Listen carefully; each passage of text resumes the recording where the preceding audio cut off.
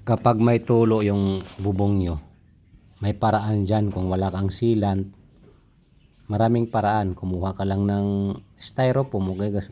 Tapos itunaw mo sa gasolina, gawin mong pang tapal doon sa yero, pwede na yan.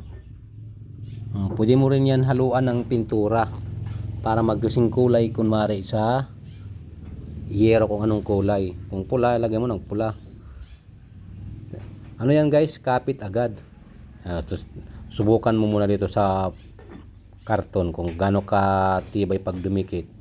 Sige nga, pinakita yan sa atin kung paano ba, gaano ba ka epektibo. Yan, tuyo na. Yan, ng tubig.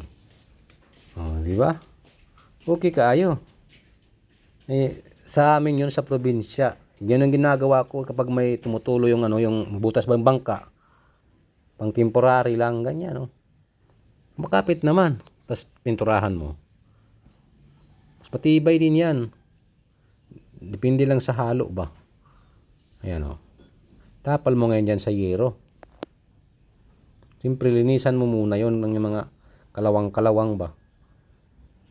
Tapos saka mo ngayon ilagay doon. Makukulay parang pintura.